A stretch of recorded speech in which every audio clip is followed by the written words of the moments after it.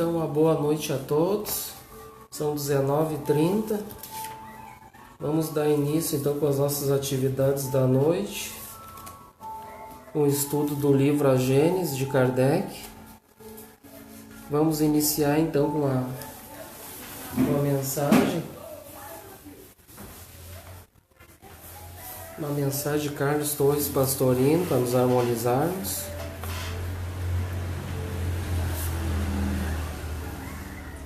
Procure viver com equilíbrio, mesmo dentro da agitação da vida diária.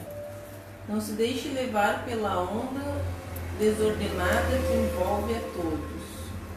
Pode trabalhar muito, ter atividades grandes, mas nunca deixe de fazer tudo a tempo e a hora equilibradamente. Reserve uma hora para a sua leitura, para a sua meditação, para a sua higiene mental, a fim de manter-se constantemente em equilíbrio.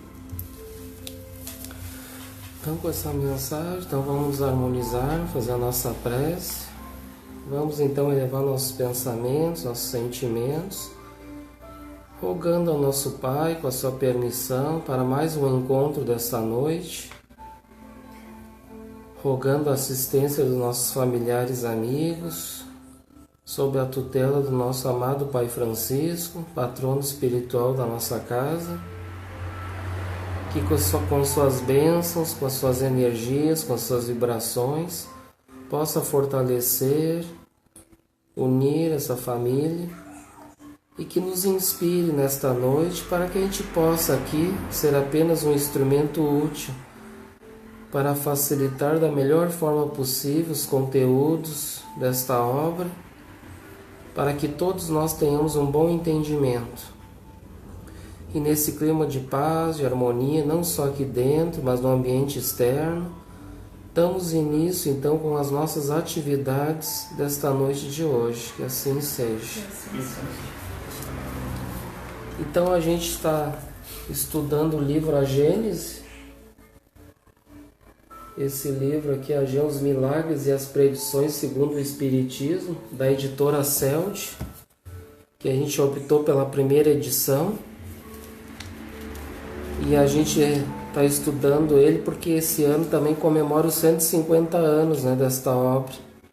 Essa obra magnífica que Kardec trabalhou e já na sua maturidade espiritual, ali também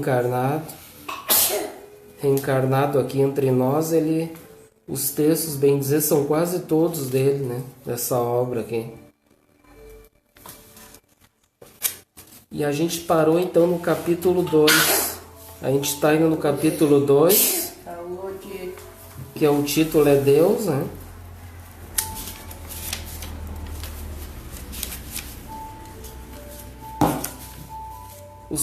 A gente está na providência divina, que é o último item da providência.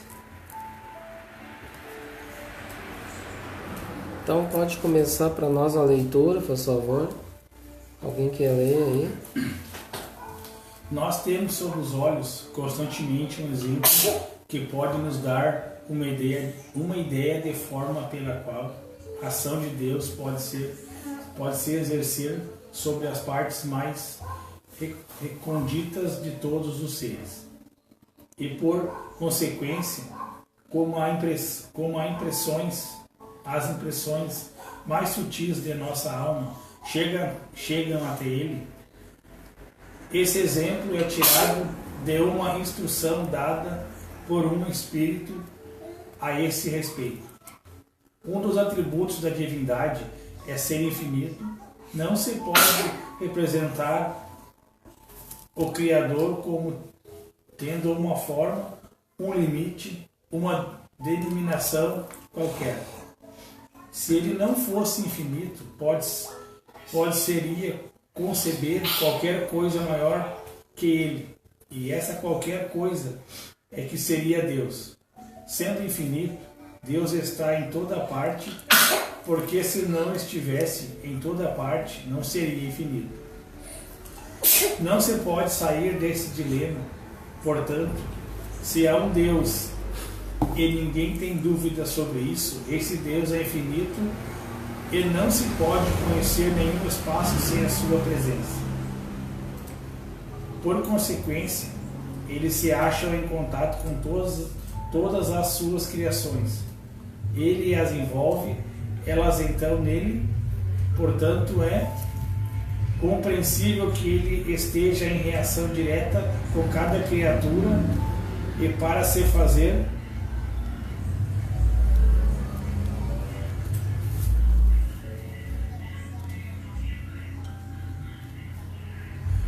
compreender o mais materialmente possível de que maneira essa comunicação tem lugar universalmente e constantemente. Examinemos o que se passa do homem entre o seu espírito e o seu corpo. Então dá um tempinho aí para... Esse texto aqui ele é bem longo, do item 27, nós vamos dar uma parada para comentar aqui, né?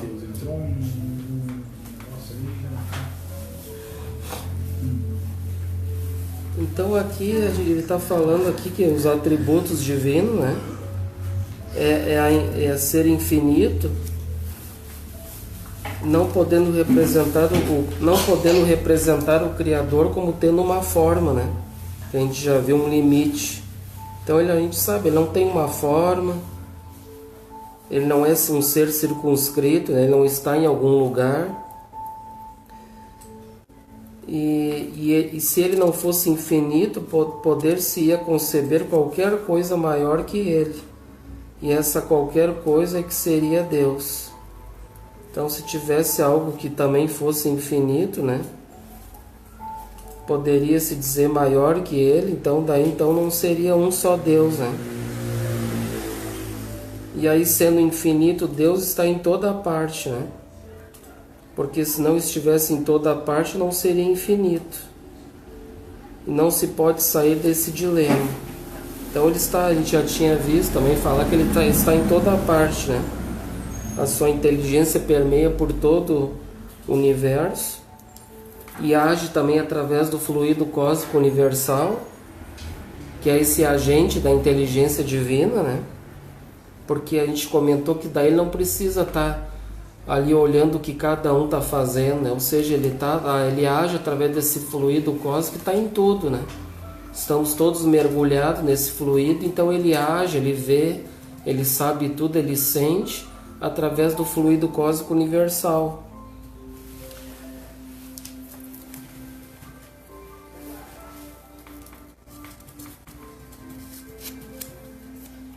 Aqui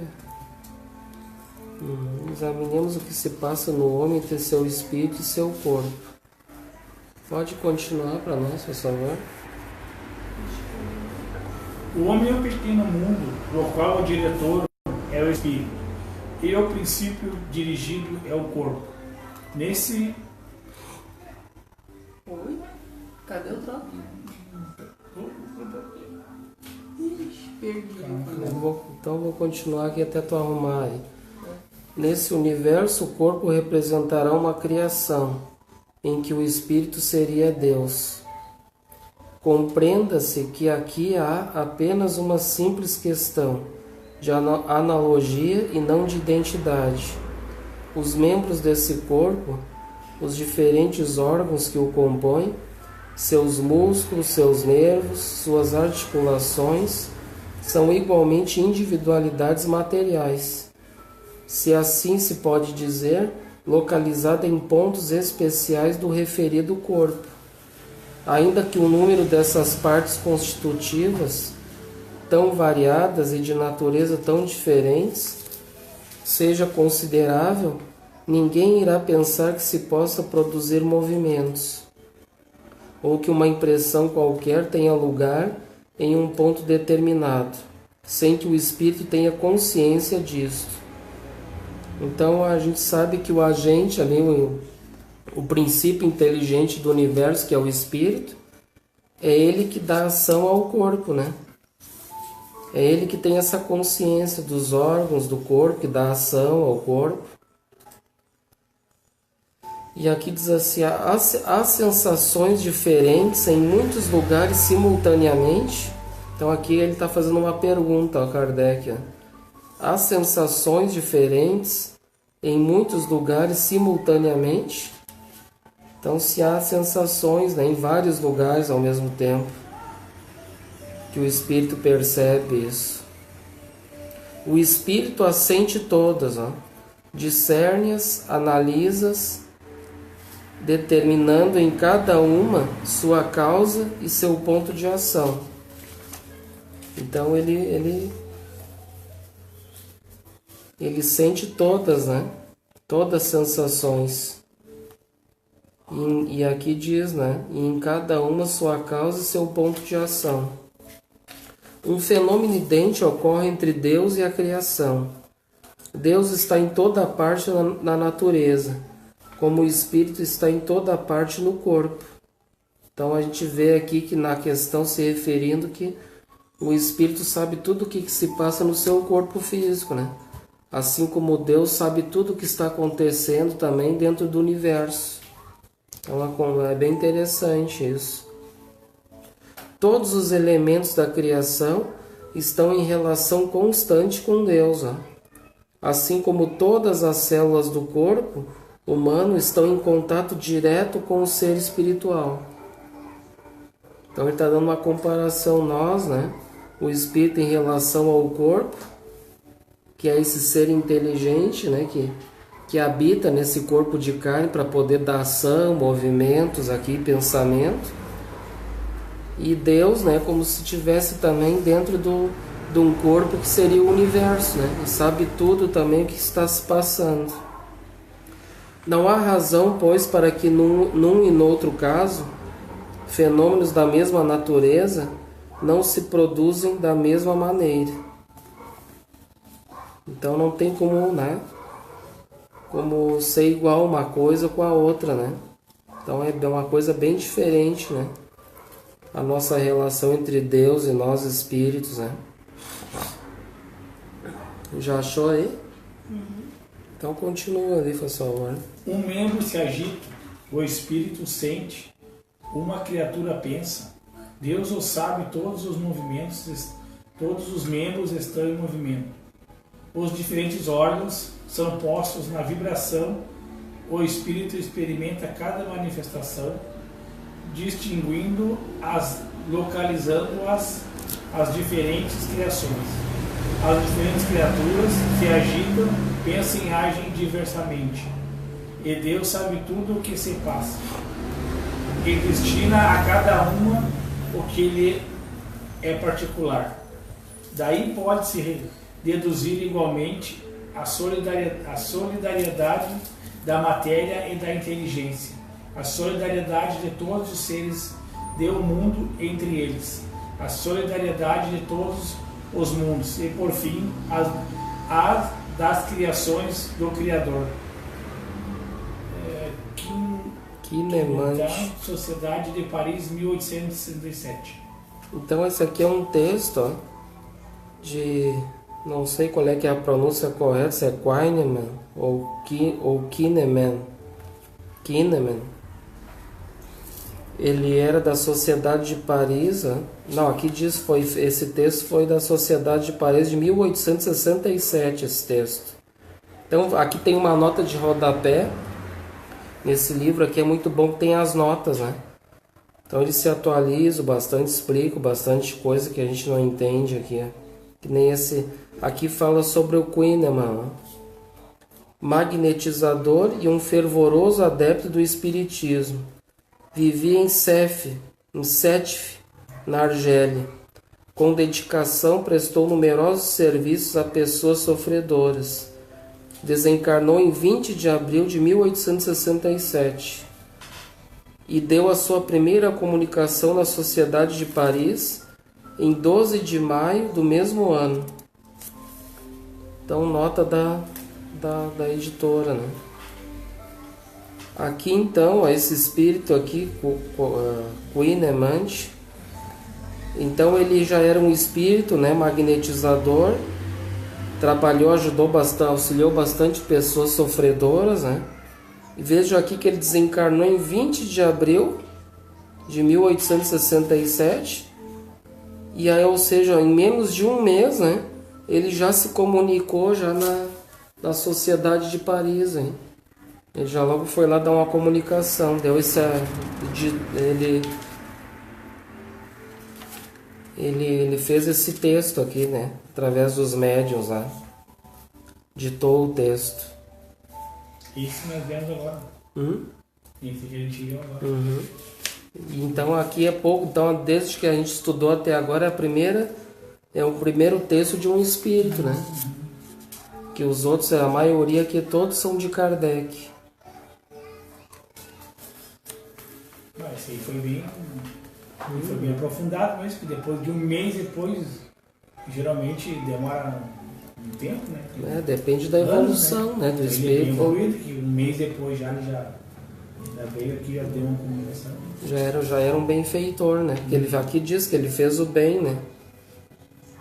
Ele era um fervoroso adepto do espiritismo, já naquela época, lá na Argélia, lá. Então vamos para o item 28. Compreendemos o efeito. Isto já é muito. Do efeito remontamos a causa e avaliamos a sua grandeza pela grandeza do efeito. Mas a sua essência íntima nos escapa, como a da causa de uma imensidade de fenômenos. Conhecemos os efeitos da eletricidade, do calor, da luz, da gravitação. Conseguimos medi-los, entretanto, ainda desconhecemos alguns aspectos dos princípios que os produzem. Será então mais racional negar o princípio divino porque não o compreendemos? Aqui tem outra nota de rodapé, né? 26. Aqui diz assim: o texto original afirma, em relação à causa de todos os fenômenos citados no mesmo parágrafo, que entretanto ignoramos a natureza íntima do princípio que os produz, uma vez que à época os conhecimentos da física, principalmente em relação à estrutura do átomo, ainda não permitiam trazer à luz os princípios aludidos pelo codificador. Hoje, no início do século XXI, os conhecimentos acumulados se ainda não permitem uma explicação definitiva desses princípios. Já possibilitam uma abordagem bastante exata da natureza do seu funcionamento, o que recomendou a alteração efetuada, substituindo o trecho original por ainda desconhecemos alguns aspectos dos princípios que os produzem. Então aqui diz, né, que para aquela época lá, a física já tinha o conhecimento já como diz aqui, né, da eletricidade, ele diz no texto, o calor, da luz, da gravitação, e tem como medi-los, né? Então a ciência, isso aí, tudo eles já conhecem bem. Agora enquanto eles não estudarem esse fenômeno, que outras coisas que a gente está estudando sobre o fluido cósmico, que ainda eles não entendem, eles não sabem sobre isso, né? E a partir do momento que eles tiverem um entendimento desse fluido cósmico aí tudo já vai vir à tona, vai facilitar melhor, né? Porque outros fenômenos físicos já têm conhecimento, que tem como medir, né, o calor, tem como sentir a sensação, medir a temperatura e tudo mais, né? A luz também tem como medir a intensidade, tudo, mas agora esse fluido cósmico universal que está em toda a parte, a gente eles já não têm entendimento disso, né? Não sabe como é que funciona isso ainda, que é desse fluido que tudo se transforma através dele, né? Essa luz, essa eletricidade, o calor. E aqui ele faz uma pergunta: será então mais racional negar o princípio divino porque não o compreendemos? Então, quando a gente não entende, né? Aí muitos deles, por que muitos dos cientistas eles negam realmente Deus? Porque eles são muito materialistas, eles são muito concretos, né? tudo tem que ter uma tese, tudo tem que ter um instrumento que vai medir, que vai fazer uma análise, vai fazer um cálculo que vai chegar a um determinado comum, né? Vai chegar a um resultado. Mas aí então os outros fenômenos da natureza, muitos deles não sabem, né? Da onde que veio, como é que foi feito. Daí eles têm teses e tudo mais provando, né? E por isso que não querem acreditar, né? Que Deus existe. Muitos deles são ateus, né? Então é mais fácil dizer que não existe, né? Já que eles não têm como provar isso tudo, porque eles são tudo por provas concretas, né?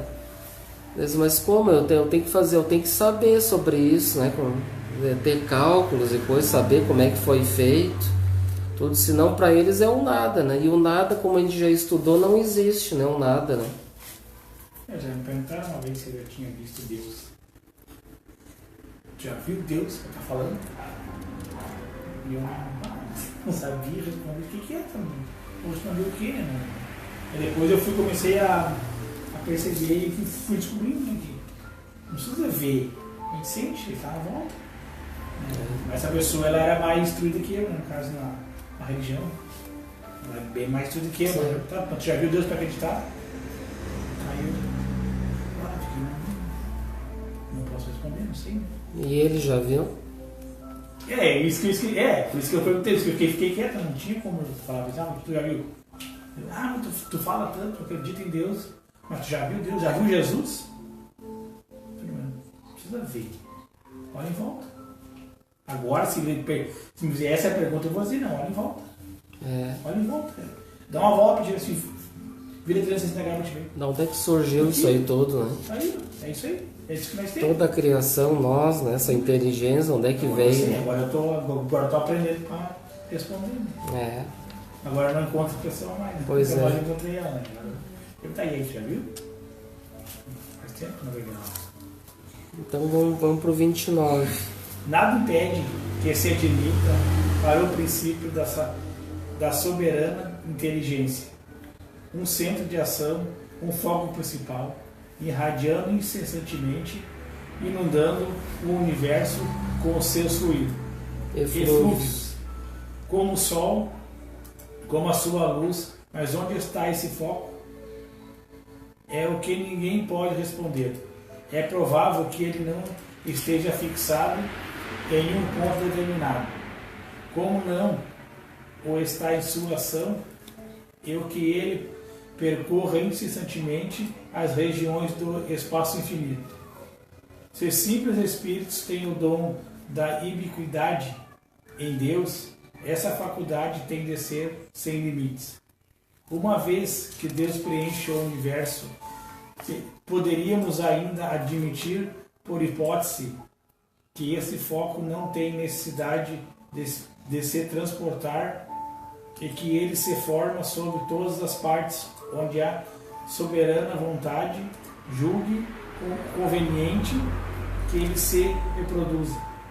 De onde se poderia dizer que ele está em toda parte e em parte alguma?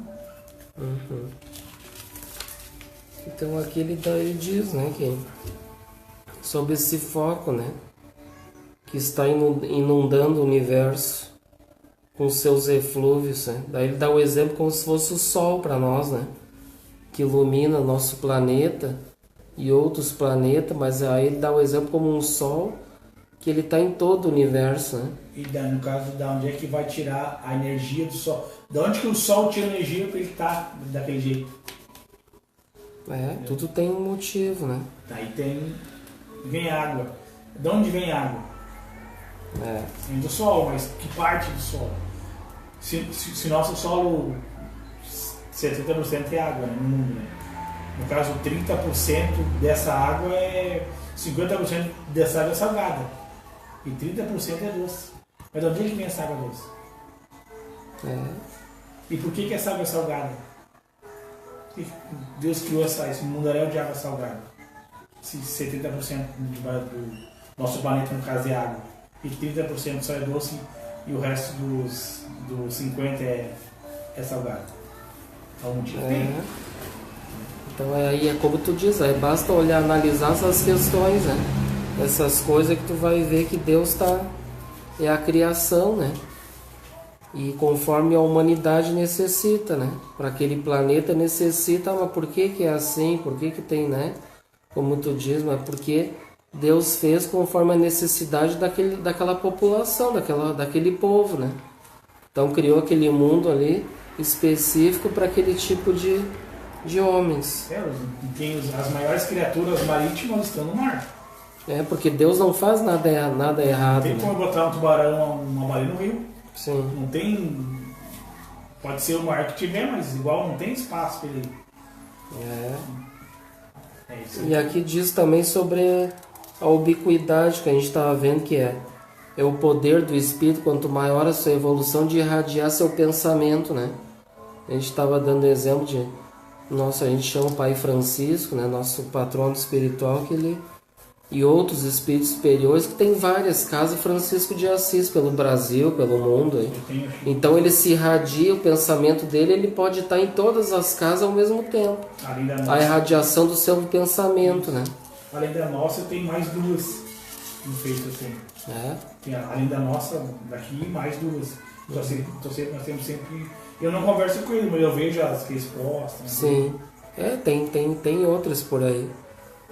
E então ele consegue, né, saber o que está se passando em todas as suas casas, né? Porque ele é o patrono, então ele tem condições de cuidar dessas casas. E aí tem os intermediários, né? Aqueles que trabalham, né, que respondem a ele, no caso que tem as lideranças, né? Tem os espíritos superiores que são responsáveis por cada casa.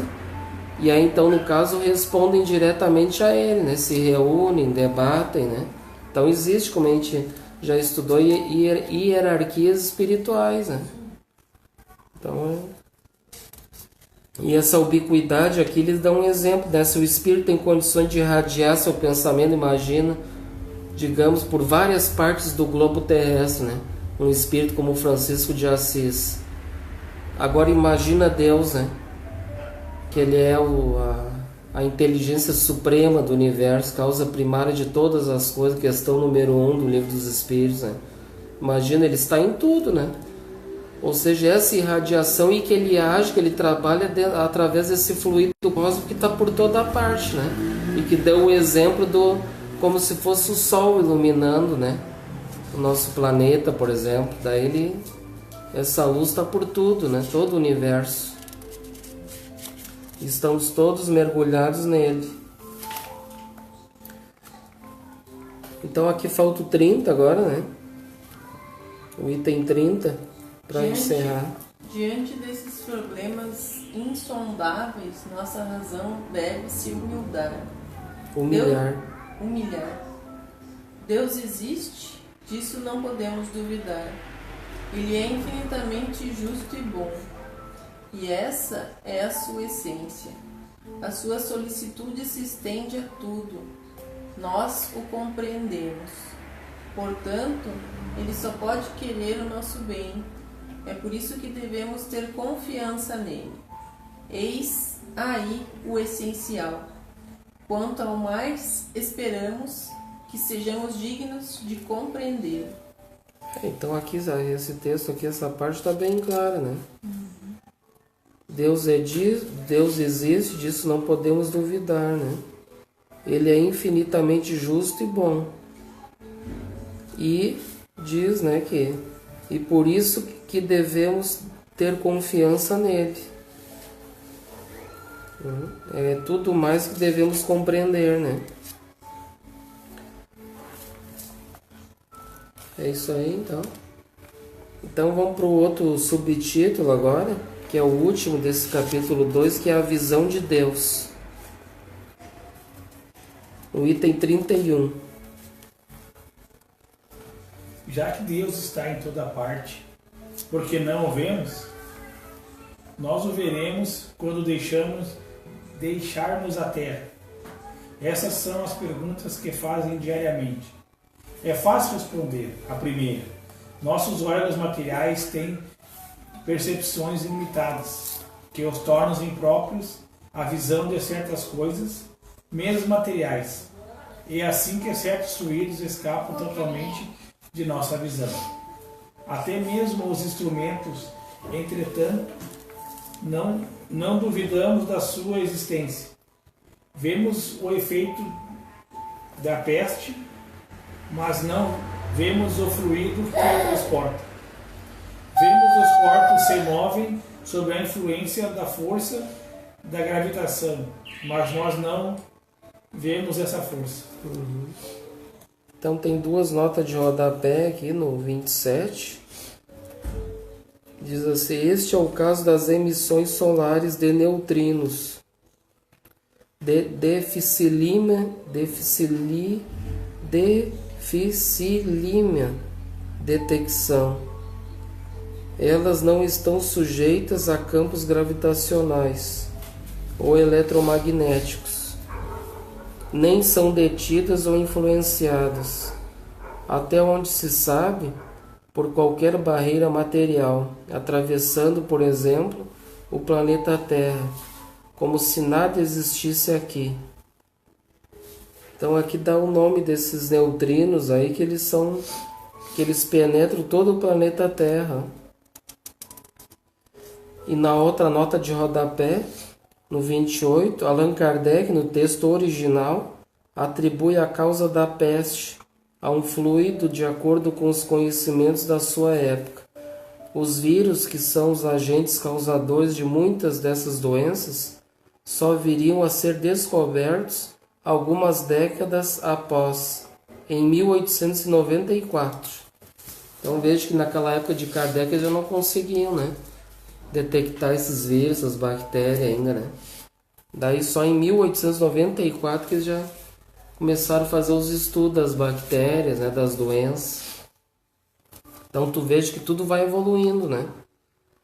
E ali nesse título, que é a visão de Deus, diz ali, né, já que Deus está em toda parte, por que não o vemos? Então é a pergunta que ele faz, né? Nós o veremos quando deixarmos a Terra? E essas são as perguntas que se fazem diariamente, né? Então todo mundo quer saber, né? Até tu tinha questionado antes, tinha falado o cara que falou contigo, tá, mas tu já viu Deus? Muitas pessoas se questionam sobre isso, né? Tá, mas tu fala sobre Deus, sobre Jesus, tá, mas tu já viu por acaso? O que tu me explica sobre isso? É.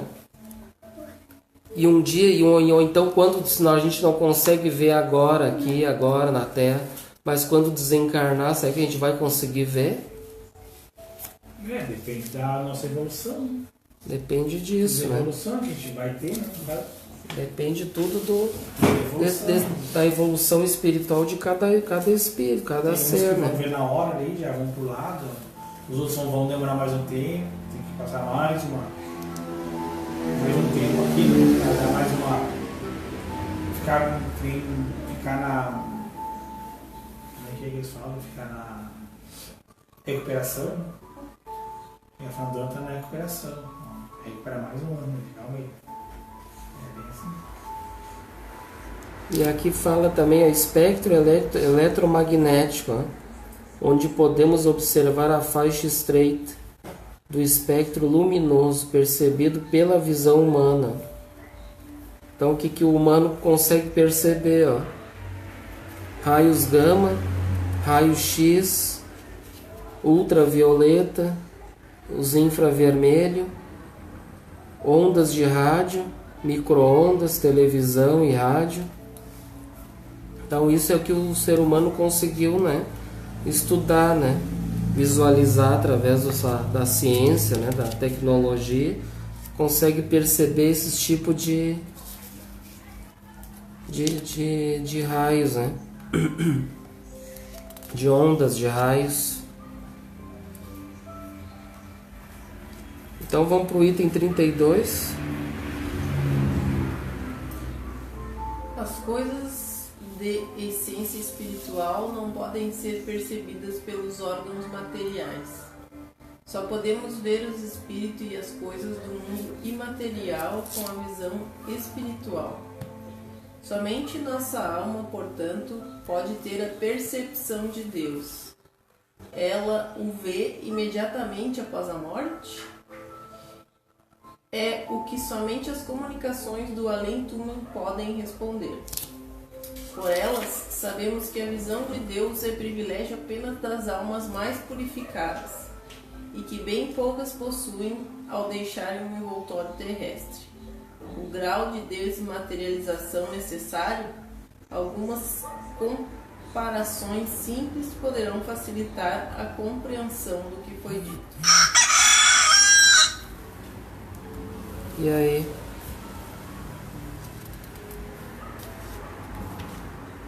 O que tu entendeu aí? Que tu tem que ser evoluído para te conseguir chegar até Deus. Que é um privilégio, né? Apenas para as almas mais purificadas, as mais evoluídas. A gente que é muito inferior ainda não tem como. Aqui ele faz a pergunta, ele o vê imediatamente após a morte? É aquela questão, tá, mas depois que morrer vai ver, então vai ir para o céu, alguns dizem, né? É o que somente as comunicações de além-túmulo podem nos responder, ou seja, as comunicações que a gente chama nas casas espíritas de comunicações mediúnicas, né? Que através dessas comunicações muitos espíritos podem vir, né? Dar relatos e tudo, né? E aí, claro, que a gente vai passar pelo crivo da razão também, né? Não vai vir qualquer espírito ali dizer que é fulano de tal, vai dizer que é assim, que é assado. Vai querer dizer que Deus tem uma barba grande lá e coisa, daí já vão ver que, né? Tá todo branco, está num trono lá. É.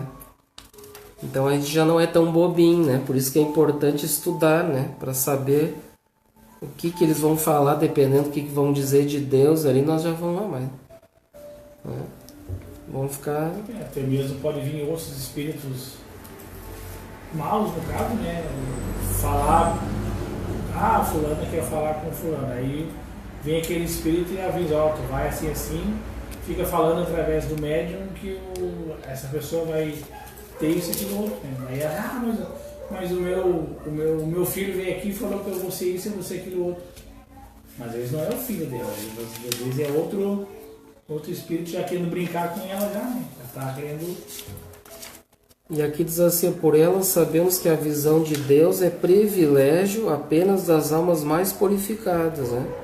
E que bem poucas possuem, ao deixar o envoltório terrestre, o grau de desmaterialização necessário.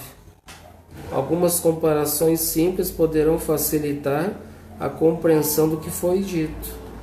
Então, somente essas almas mais purificadas, né? Ou seja, podemos dizer que quem tem mais intimidade com Deus e Deus relatos foi Jesus, né? Nosso mestre no Evangelho, ele não fala, né? Ele não tem relatos no Evangelho de chamar de Deus, né? Palavra Deus, ele fala o Pai, né? E ele diz que é uno com o Pai, né? Ele e o Pai são unos, né? São um. Então ele tem essa conexão direta com Deus. Então, ou seja, ele já vê, já sente, já tem as ordens diretas dele, né? Do Pai para ele. Então é um espírito já puro, né? Um espírito que se purificou. Um espírito crístico. E os outros espíritos que dependem do grau de cada um vai ter uma percepção, né? Ou alguma visão de alguma coisa. A gente deu o exemplo de Joana de Ângeles, que ela visualiza a Deus uma grande luz, né? Ela diz nas suas obras, Deus é a grande luz. Então ela já consegue visualizar aquela luz enorme, né? Está por tudo, aquele brilho, aquela luz, né? Então vamos para o 33. Uma pessoa que se encontre no fundo de um vale, envolto por um denso nevoeiro, não consegue ver o sol. Entretanto, como já dissemos anteriormente, pela luz difusa, ela percebe a presença do sol se começar a subir a montanha, e à medida que for ascendendo o nevoeiro, irá se dissipando, a luz se tornando cada vez mais viva. Ela, porém, ainda não vê o sol. Quando começa a percebê-lo, ele ainda está velado, visto que o menor nevoeiro basta para enfraquecer seu brilho. Só após se elevar acima da camada da névoa, chegando aonde o ar esteja perfeitamente límpido, poderá contemplar em todo o seu esplendor. Aqui então ele está dando exemplos, né? Como ele deu um exemplo aqui do nevoeiro, a gente pode dar um outro exemplo assim para facilitar melhor também. Vamos imaginar nós estamos dentro de uma casa e a gente olha assim através de uma janela, só que está toda cheia de sujeira, toda embaçada. E do outro lado dessa janela tem um lindo jardim. Entendeu? E a gente sabe ele morando naquela casa, ele sabe que naquele terreno, naquele pátio, né, saindo daquela casa tem aquele lindo jardim. Ele sabe, ele percebe, ele sabe que está lá, mas ele não consegue ver, por causa que ele está, né, essa janela está obscurecendo, está dificultando a sua visão. Então, a partir do momento que vai se purificando, como diz, né?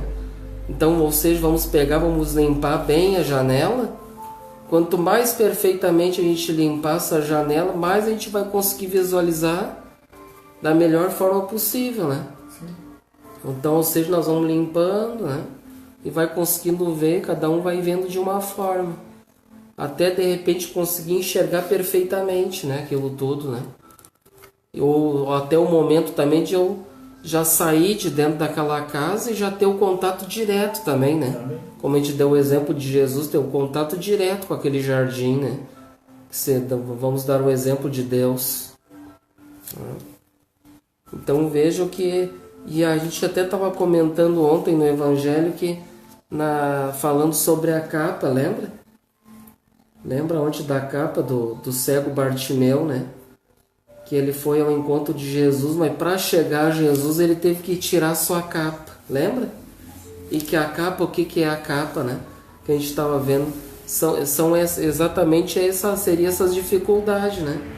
Esse nevoeiro aqui, ou seja, essa capa, essa mancha obscura que a gente cria na nossa volta, né? Que a gente mesmo é que cria esse obstáculo. E por que isso? Por causa dos nossos vícios ainda, né? Das nossas imperfeições, do nosso orgulho, do nosso egoísmo, da nossa ganância, da nossa avareza, das nossas vaidades. Então a gente se encoberta dessa capa também.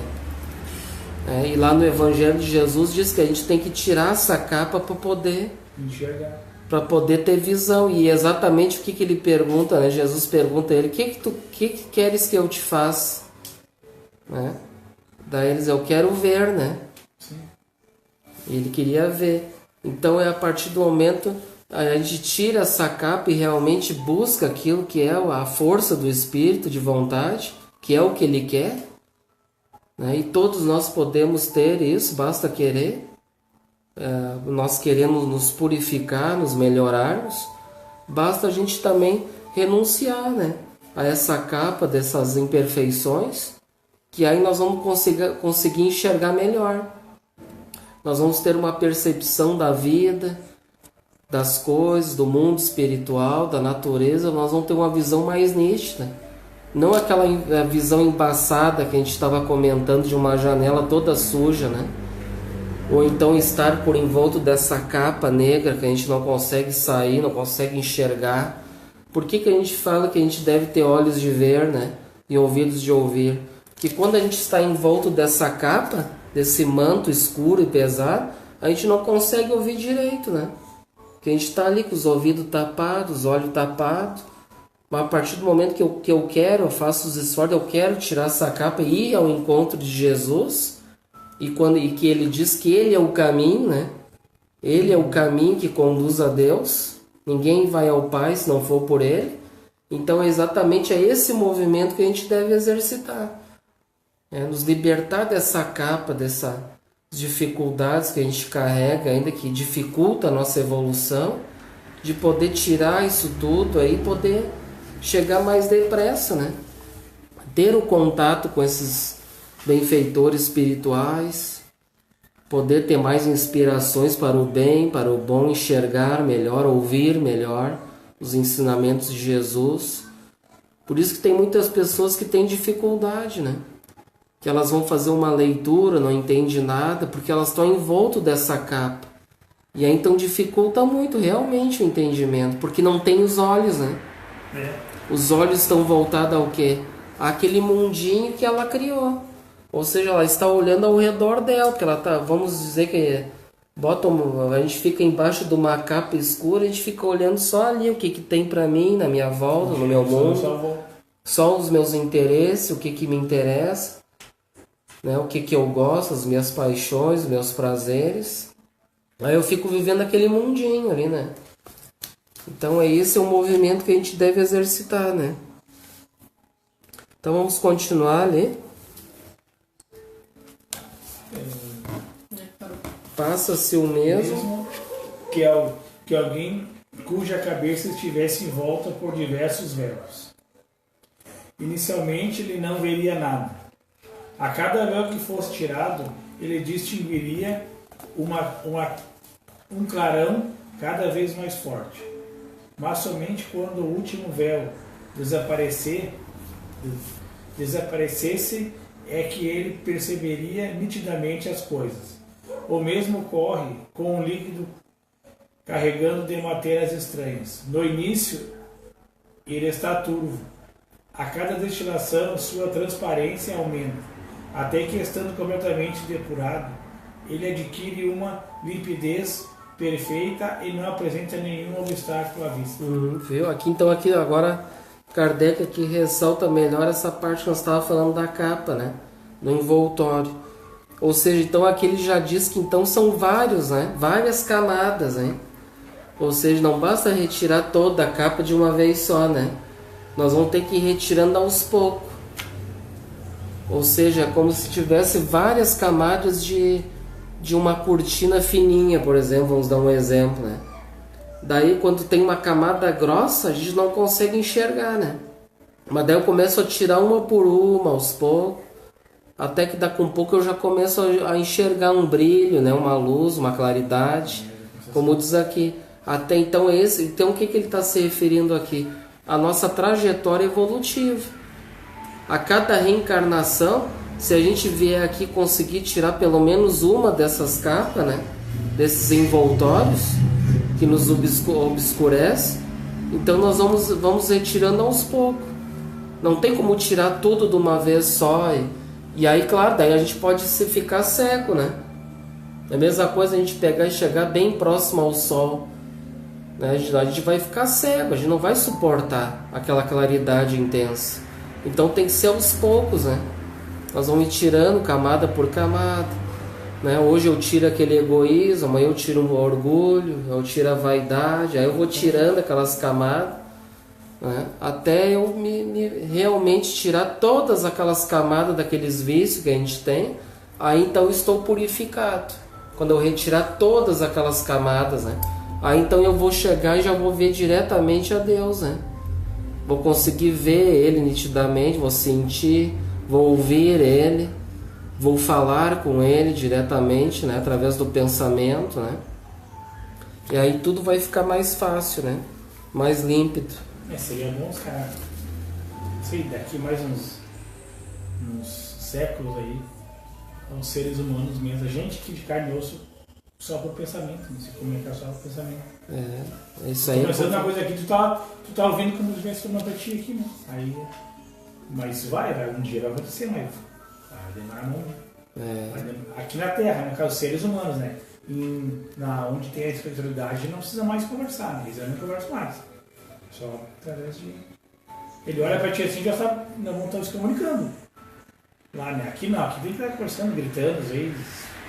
O nosso planeta mais evoluído, o sistema solar aqui, que está na Revista Espírita de 1858, Kardec lá dá relatos lá sobre um espírito, dá um relato sobre Júpiter, né? E que lá os espíritos eles já não se arrastam mais que nem nós desse solo pesado aqui, nosso corpo, né? Chumbado ao sol. Lá eles levitam, lá eles flutuam no ar e se comunicam diretamente por pensamentos. Então essa é a grande diferença, né, entre um mundo bem evoluído, um mundo já feliz, né, do que para o nosso mundo ainda, que é um mundo de expiações e provas, né, onde o mal ainda predomina, né, e a gente vê a gente vê assim realmente que o mal, né, infelizmente ele está imperando, né?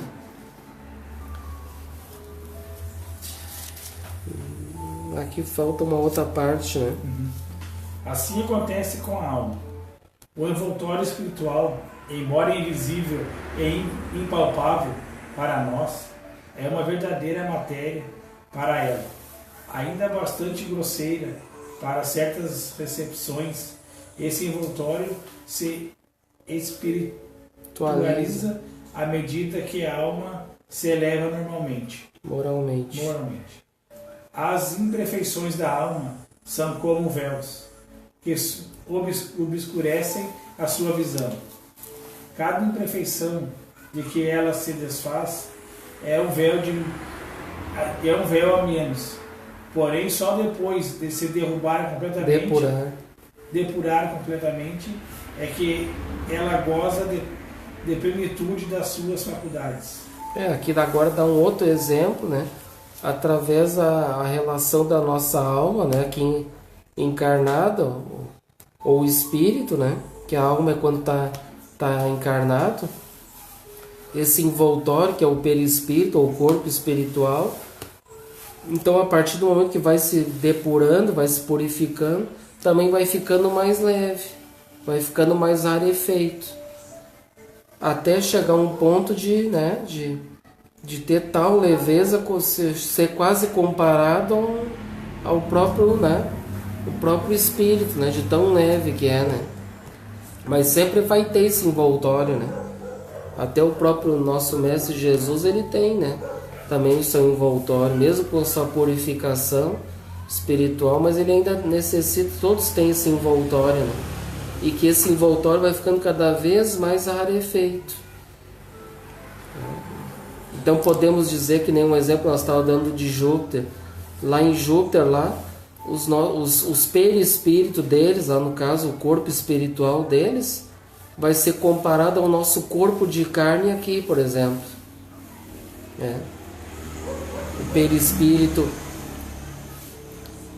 O perispírito deles lá vai ser tão sutil, né, que na verdade é como se fosse para eles lá é o corpo de carne deles lá, né? Mas que é comparado ao nosso perispírito, entenderam? A sutileza deles lá é tão grande e esse perispírito deles lá é bem mais rarefeito, né? Eu gosto da parte que diz que nós lá no planeta deles seríamos comparados aos animais de estimação. Os macacos, né? Eles dão um exemplo, eles perguntam o que nós seria comparado para eles lá em Júpiter, nós aqui, né? O ser mais inteligente ainda, né? Ele pergunta, o homem mais inteligente na Terra seria comparado ao que lá, né? Em Júpiter. Aí eles falam que seria comparado aos macacos. Imagina a tamanha evolução deles, né? Esses que se acham aí os melhores do mundo. Eu tenho um pouco de dinheiro, eu sou melhor que todo mundo. Chega lá, não é nada. Lá, se acha que chega lá, não. Pega aí uma banana e vai comer e fica na tua. Só que eles são evoluídos, eles já não falam assim, né? Eu digo assim.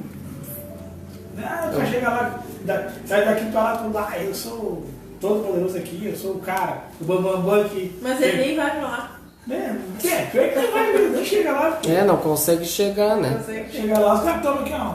Tá dando um exemplo no sentido do que é o universo, né? Do que é as evoluções comparado a nós, né? Quando tu dá um exemplo que quando a gente pensa que acha que é alguma coisa, né? Na verdade a gente não é nada, né? O próprio Chico diz de Chico vem de cisco, né? Quer dizer que ele era um cisco. O que sobra para nós, né? O próprio Sócrates também dizia, né? Ele tem uma frase bem bacana que ele diz: só sei que nada sei. Imagina, né? Sócrates já era um filósofo já 500 anos antes de Jesus, que foi o precursor já do cristianismo, da doutrina espírita, né? Imagina ele dizer que não sabia nada, né? A inteligência que ele já tinha, o que sobra para nós hoje, né? Então agora a gente vamos pro 34. É o 34, né? Sendo Deus a essência divina por excelência, só pode ser percebido em todo o seu esplendor por espíritos que atinjam o mais alto grau da desmaterialização. Seus espíritos imperfeitos não o veem, não é porque estão mais distantes de Deus do que os outros. Esses espíritos, como os demais, assim como todos os seres da natureza, estão mergulhados no fluido divino, como nós o estamos na luz. Somente as suas imperfeições são os véus que ocultam a sua visão. Quando o nevoeiro se dissipar, eles o verão resplandecer. Para isso não terão necessidade de subir nem ir procurá-lo nas profundezas do infinito. Uma vez desimpedida a visão espiritual da belida moral que obscurecia, eles o verão de qualquer lugar em que se encontre, mesmo na terra, porque Deus está em toda parte.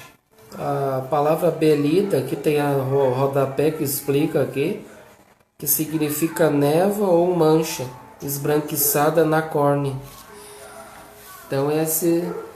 E aí podemos dizer também de Paulo de Tarso, lá, né, que quando foi curado da sua cegueira, né, quando viu o Cristo, que o Ananias curou através da imposição de mãos, né, e ele foi caindo como que escamas dos olhos, né.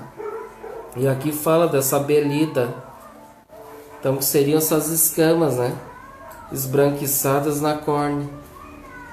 Então a partir do momento que a gente vai saindo desses véus, vai caindo essas escamas dos olhos, nós vamos nos purificando. Ou seja, muitos acham, mas um dia eu quero ir lá ver Deus lá, né? Eu quero estar lá junto com Ele lá, né?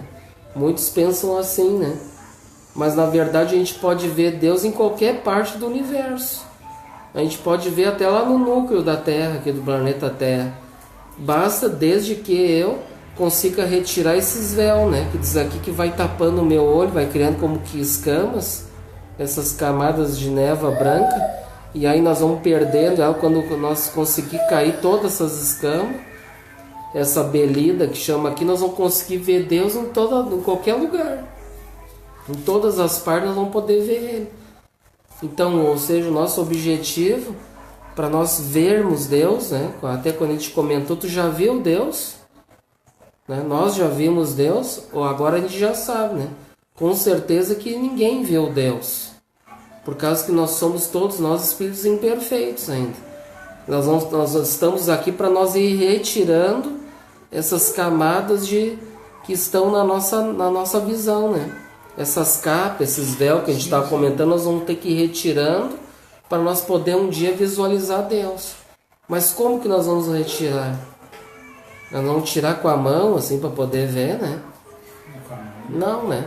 Na verdade, nós vamos retirar através dos esforços no bem, praticando as virtudes que Jesus nos ensinou, cumprindo as leis divinas.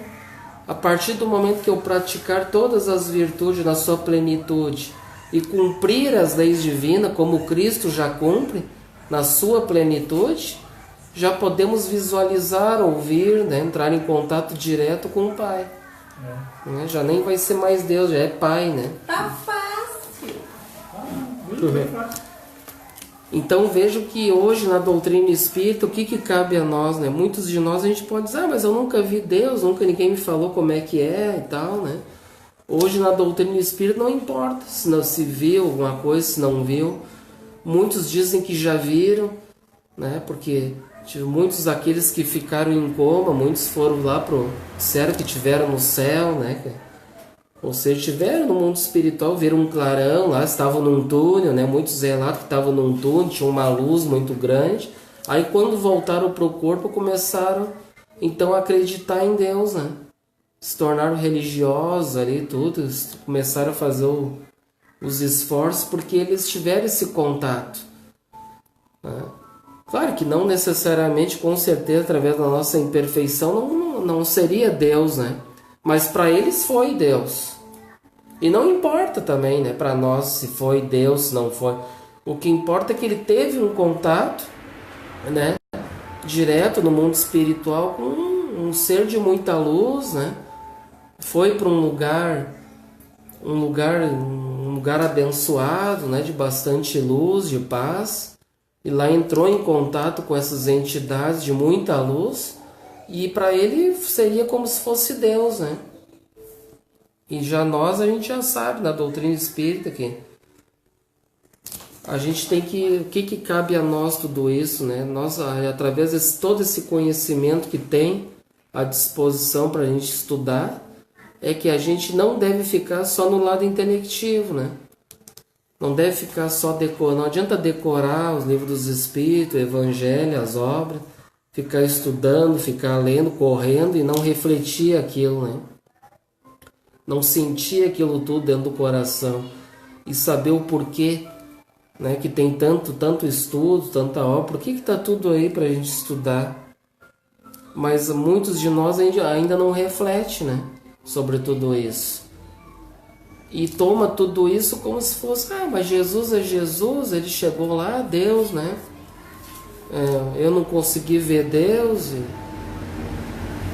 E a gente sabe que a gente deve, o que cabe a nós, sim, não importa se viu, se não viu. E nós, como imperfeitos, ainda a gente deve fazer esses esforços, né? Praticar o bem no limite das forças. Tirando os leões. Não deixar para fazer o bem amanhã, que pode ser feito hoje, né? Aqui, agora, né? Fazer o bem no limite. Também pode ser tarde. Pode ser muito tarde. No 35, agora, 35. Vamos para 35. O espírito só se depura com o passar do tempo. As diversas encarnações são os alambiques cujo fundo ele deixa a cada vez a reencarnações. A cada vez que reencarna. Algumas impurezas, ao deixarem o invólucro corpóreo, os espíritos não se despojam instantaneamente de suas imperfeições. Eis porque, após a morte, não vê Deus, mas do que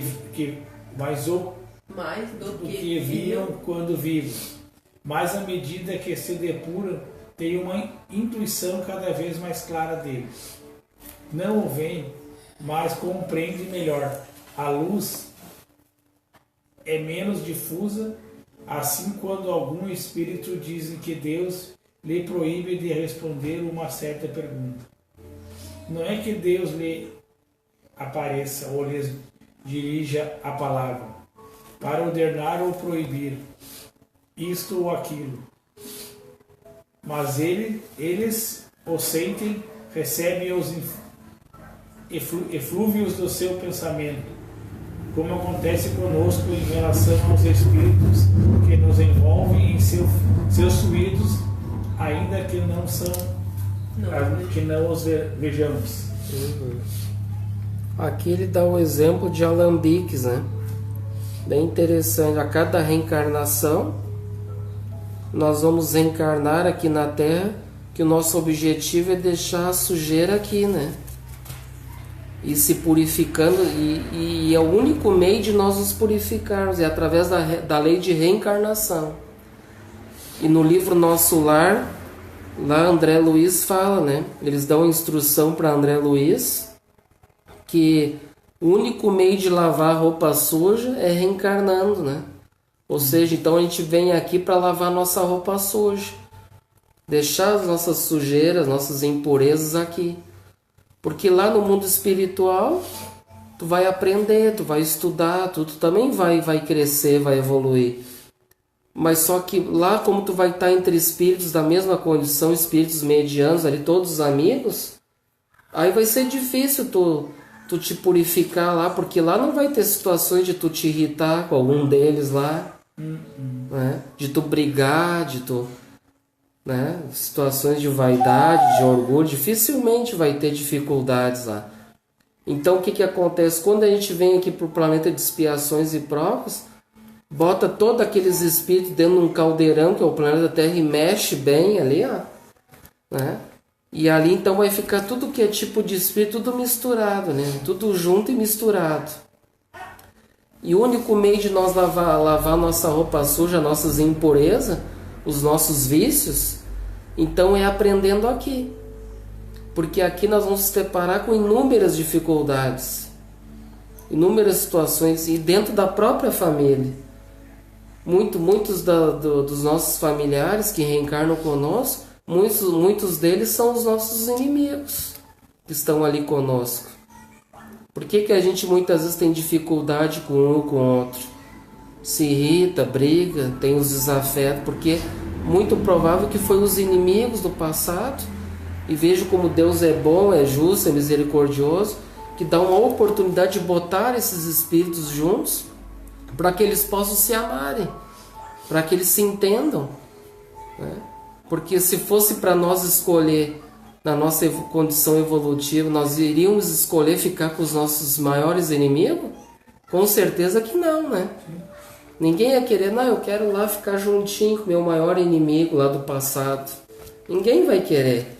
Então, ou seja, Deus ele que elabora isso tudo, né? Através dos seus emissários, ele elabora essas reencarnações da melhor forma possível, que ele sabe o que é melhor para nós. E muitos de nós, a gente chega aqui e quer reclamar, né?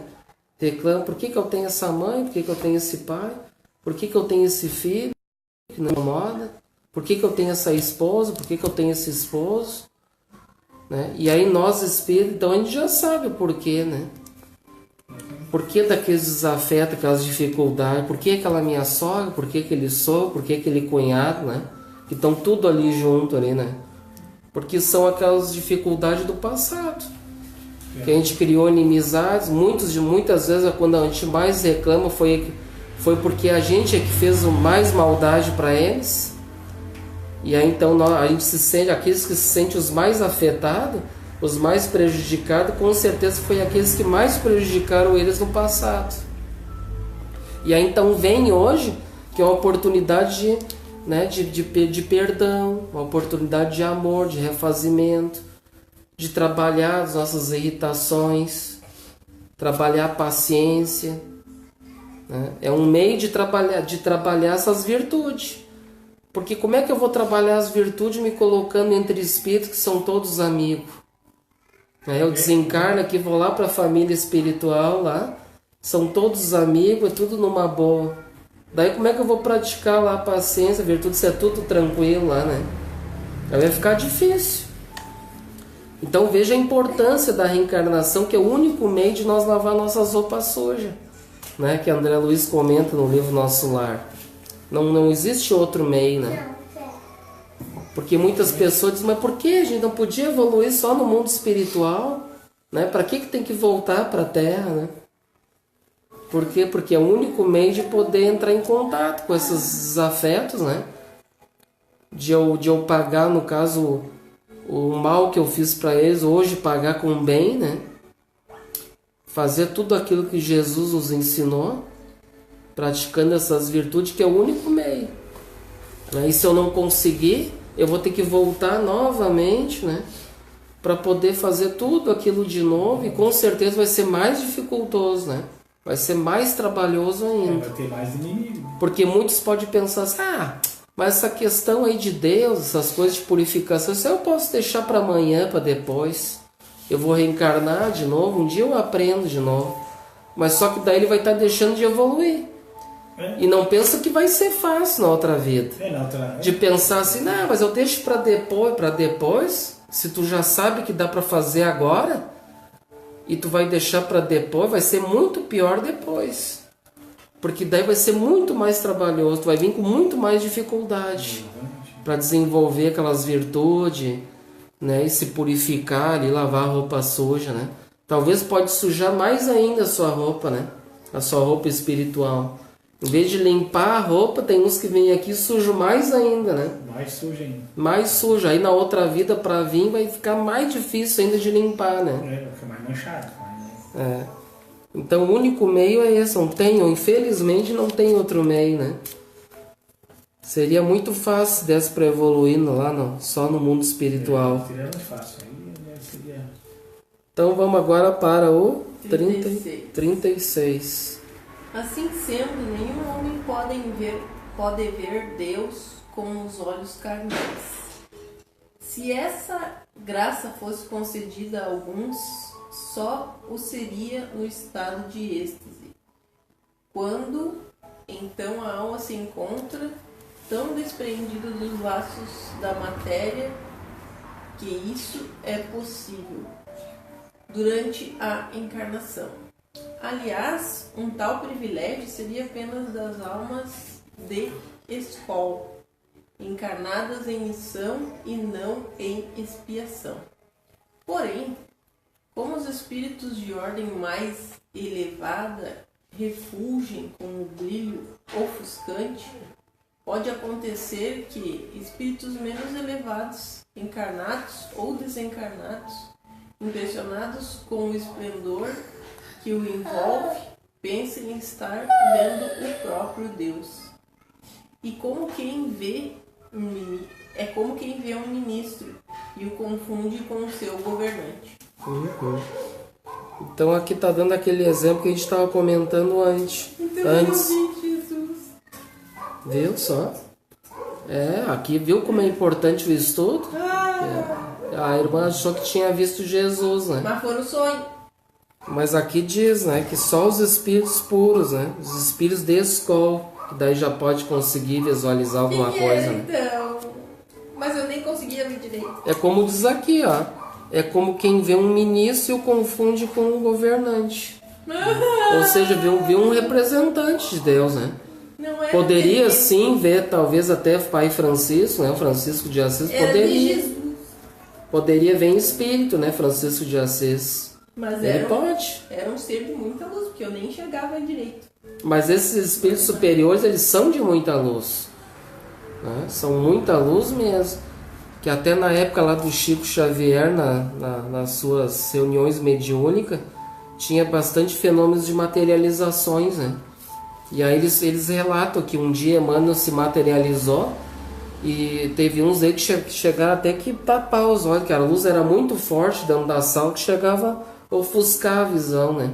O brilho, né? Imagina, né? Um espírito superior, né? Então veja como diz aqui de novo, imagina visualizar a luz divina, né? A gente ia cegar, porque a luz ia ser tão forte que a gente não ia conseguir suportar. Não consegue chegar. Então é conforme a evolução de cada espírito. Por que a gente tem esses véus, né? Essas camadas?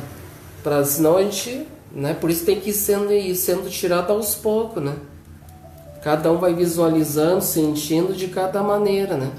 Conforme a evolução. Coisa que a gente custa pra entender. A gente é um átomo, né? A gente é um átomo. Átomo? Uhum. O corpo, né? A gente é um átomo, né? Se o Chico disse que ele era um cisco, a gente é um átomo. Pois menor partícula. É um nada, né? E muitos de nós, às vezes, quando acha que sabe alguma coisa, né? A gente tem que se humildar muito, né? Porque ninguém sabe nada, né? A gente está aprendendo, todos nós estamos aprendendo. Então a gente tem muito que evoluir, que aprender ainda. Né? Todos nós somos espíritos inferiores. Aí tem uns que se dizem, né, que são, né, são alguém e na verdade é um nada, né? Nessa condição que todos nós estamos aqui. Só tem menos que a gente. E aí então diz, né, que essa visão aí então é conforme a sua evolução, né? Aqui fala do estado de êxtase, ó, que a gente estava comentando, ou seja, aqueles que tiveram, por exemplo, entraram em coma, né? Daí entraram em êxtase, né? Êxtase, daí que eles entraram naquele túnel, visualizaram aquela luz. Aí eles vêm, dão esses relatos, conta como é que foi lá, né? Eles têm aquela lembrança. Então eles confundem, né? Dizem que viu Deus no túnel, mas na verdade viu ali um espírito de luz, né? Um espírito de luz, né? Um representante, e não o Criador, né? O governador do universo. Então vamos para o 37. Sobre qual aparência Deus se apresenta aos que tornam digno dessa graça? É uma pergunta. Sobre qual aparência Deus se apresenta aos que se tornaram dignos dessa graça? Sobre qual forma Ele se apresenta para eles, né? E sobre uma forma qualquer? É sobre uma forma qualquer? Será que é só qualquer forma?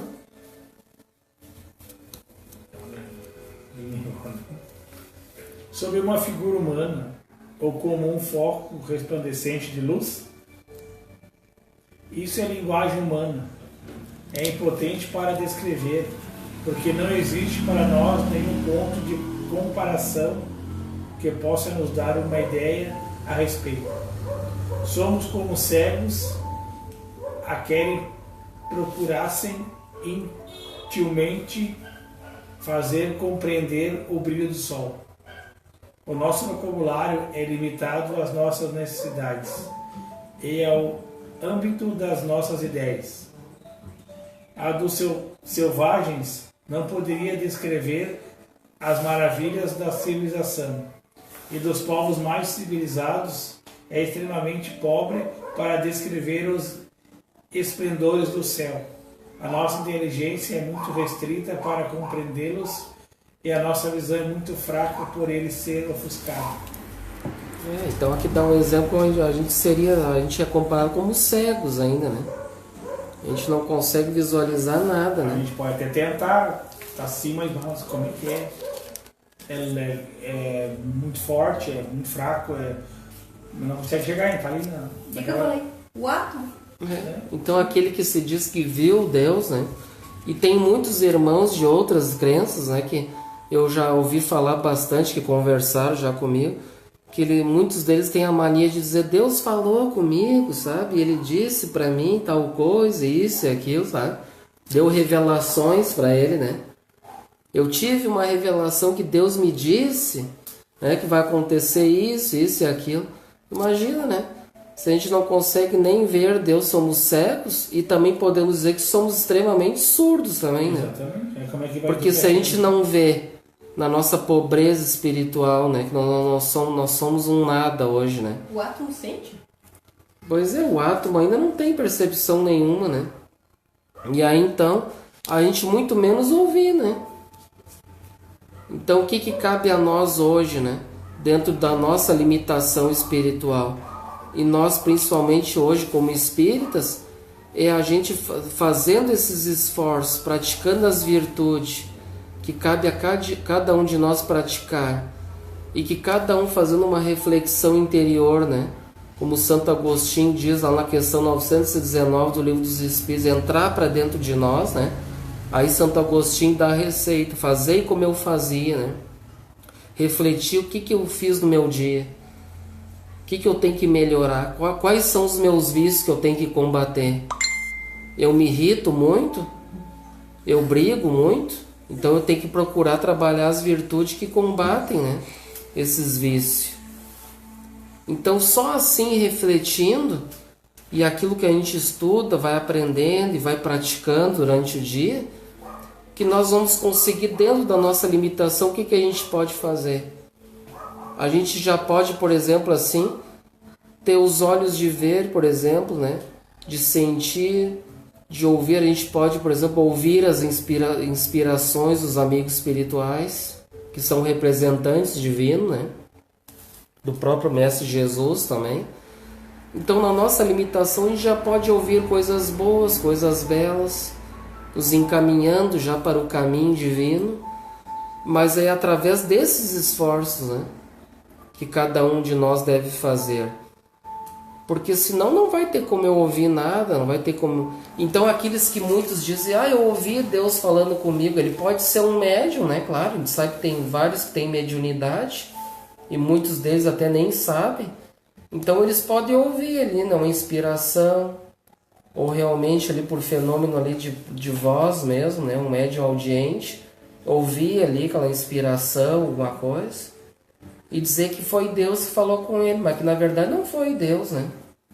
A gente está muito longe de se comunicar diretamente com a divindade, com o Pai, né? Deus sim consegue diretamente se conectar com ele, se comunicar. A nós ainda falta muito, né? Falta muito, muito mesmo, né? Então, e nós, o que cabe a nós, né? Porque a gente não pode ficar, mas Jesus é Jesus e nós não somos nada. Como ela diz, nós somos comparados a um nada. Mas esse nada, o que cabe a essa limitação de nós, né? Espiritualmente falando? Cabe a nós, dentro do conhecimento que a gente tem da doutrina espírita, nós fazendo os esforços, praticando essas virtudes, nós vamos conseguir alcançar um X, né? Já aqui e agora.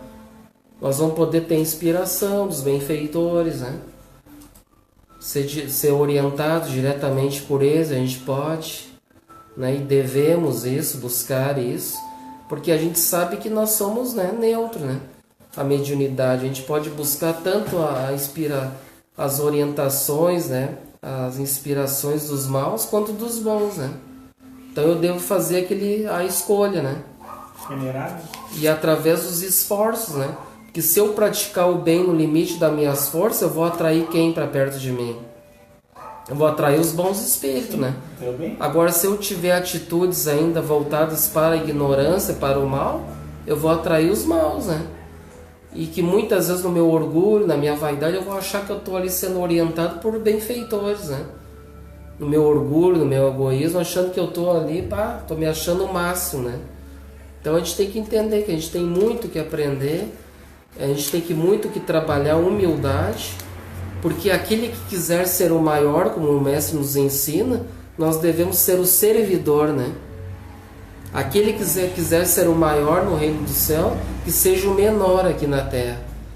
Que nós sejamos escravos dos outros. Ou seja, no sentido de que nós devemos ser servidores o mínimos, né? Servidores de fazer os esforços, em primeiro lugar a nós mesmos e depois para o nosso próximo, né? Aqui tem uma participação, né? O nosso irmão Mateus, uma boa noite. Perdi aqui a pergunta. Estava aparecendo aqui. Eu queria ler a participação. É um comentário. É como poupança, onde fazemos na terra para colher futuramente. E aquilo que eu tô guardando, né? Que eu tô plantando ali, né?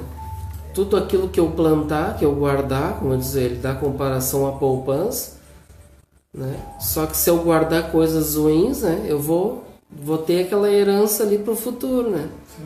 Eu vou desencarnar, o que tu tem aí, ó? Tu plantou só espinho, né? Vai colher espinho. Agora tu vai ter que ficar com esses espinhos aí, tudo. Plantou só limão, vai comer seu limão. Então isso é que é gratificante para nós, irmão Mateus. Isso que é gratificante. Porque muitos de nós a gente pensa assim, mas será que vale a pena fazer esses esforços, né?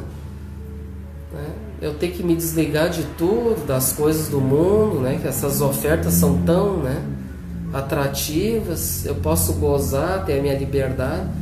E o que eu ganho com isso tudo, praticando o bem, né? Como Jesus ensina, né? O que eu ganho com isso? Então o mérito de cada um de nós, a paz de consciência, vai estar realmente na nossa consciência, né?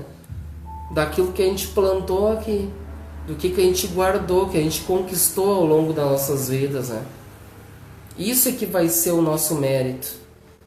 Porque quando fala no salário, lá no Evangelho de Jesus, né, a cada um segundo as suas obras, né, e fala lá também no salário do trabalhador da última hora, né, que o trabalhador não importa a hora que ele vai começar o trabalho. Lá na parábola diz, né? Teve uns que aceitaram a primeira hora, outros a segunda hora, outros ao meio-dia. Jesus foi aliciando os trabalhadores para a sua vinha. E aí muitos deles reclamaram, mas por que aquele que trabalhou na última hora do dia, digamos assim, começou às 5 horas da tarde, esse trabalhador, encerrou às 6 horas e ganhou o mesmo 1 denário que eu, né? Ou que outro que começou na primeira hora. A princípio parece ser uma coisa muito injusta isso, né? Mas que tipo de trabalhador é esse, né? Um trabalha o dia inteiro, começou às 6 horas, o dia todo ganha um denário. Aquele que começou lá no final do dia, 5 da tarde, vai ganhar a mesma coisa que tu. Né? Vai ganhar o mesmo salário que tu, né? Mas o que significa isso? Ou seja, para Deus não importa a hora que nós vamos aceitar ser trabalhadores da vinha. Porque o salário, o pagamento, aonde está? O pagamento, o salário e a paz de consciência, do dever cumprido. Do dever cumprido. É a melhor coisa que tem, né? De que quando que nós vamos saber se a gente realmente fez um bom trabalho, né? Adquiriu bens espirituais e não só materiais. Quando a gente desencarnar, nós vamos saber se realmente nós somos os escolhidos, né? Se nós somos um bom trabalhador. Porque não importa. Por exemplo, Francisco de Assis, nosso pai espiritual, com todo o respeito a ele foi um trabalhador da primeira hora. Mas nós, aqui a doutrina espírita é um convite, nós somos trabalhadores da última hora. E que está no Evangelho segundo o Espiritismo, né? Sim. Nós somos os trabalhadores da última hora. Mas, ou seja, o bem que eu fizer no limite das minhas forças, o mesmo salário que Francisco ganhou consciencialmente, eu vou ganhar a mesma coisa que ele. Sim. Mesmo que, claro, a evolução espiritual dele não se compara a nós, mas o que conta aqui, o que a gente está falando é a paz de consciência, do dever cumprido. Não está se referindo à evolução espiritual, está se referindo ao meu trabalho. Eu ter aceitado o trabalho e fiz o melhor, eu dei o melhor de mim a este trabalho, mesmo que foi na última hora, mas eu trabalhei com vontade, com amor, com carinho, com devoção, com fé, com força. Isso é que importa. É isso que vai para Deus. E por isso que Deus vê todos nós como anjos. Mesmo aquele que é o pior criminoso de todos, né? Deus já vê ele como um anjo. Porque ele criou aquele princípio inteligente que ele já sabia. Que a destinação dele vai ser um anjo um dia. Assim como Jesus.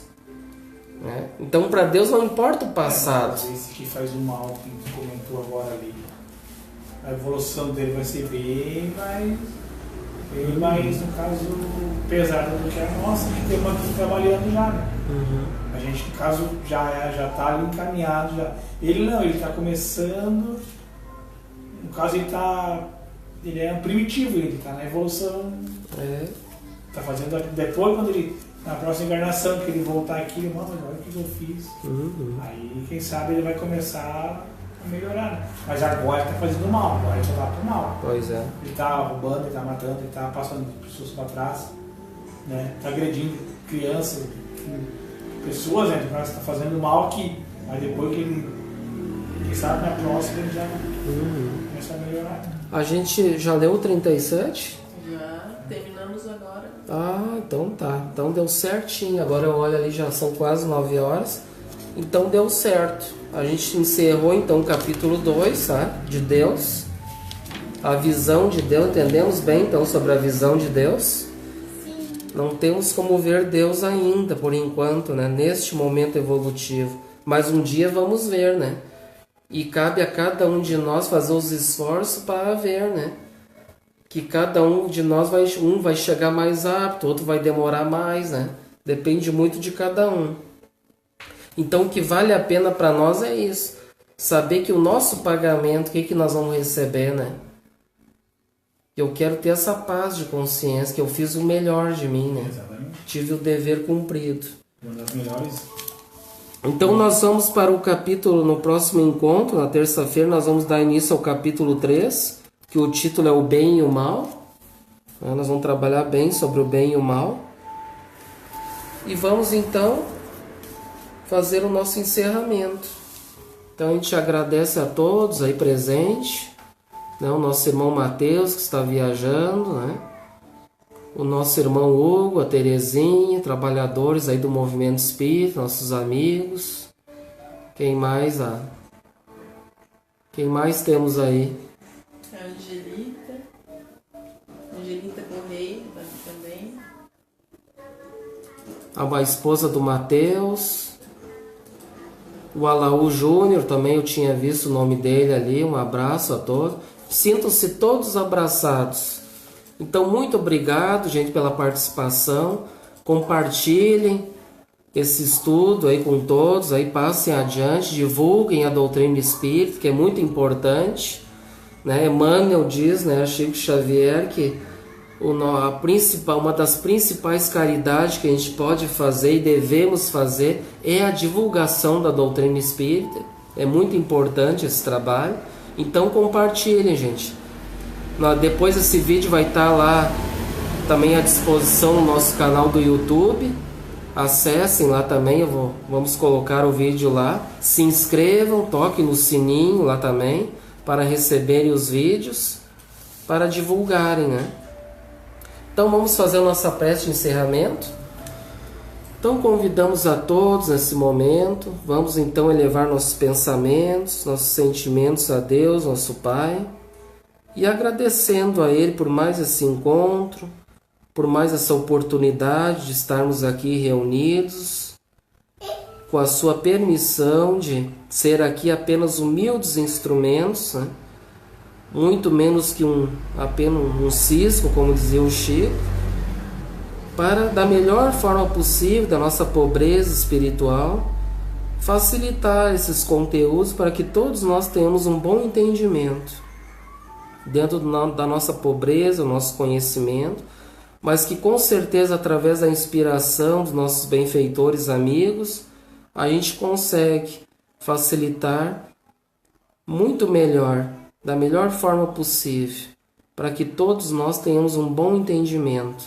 Muito obrigado, Senhor, ao nosso Pai Francisco, a toda a equipe espiritual, nossos familiares, amigos, a todos presentes que estavam vibrando conosco positivamente, pessoal da web, do Facebook. Muito obrigado a todos e damos então por encerradas as nossas atividades doutrinárias desta noite. Que assim seja. Uma boa noite a todos, até os próximos encontros.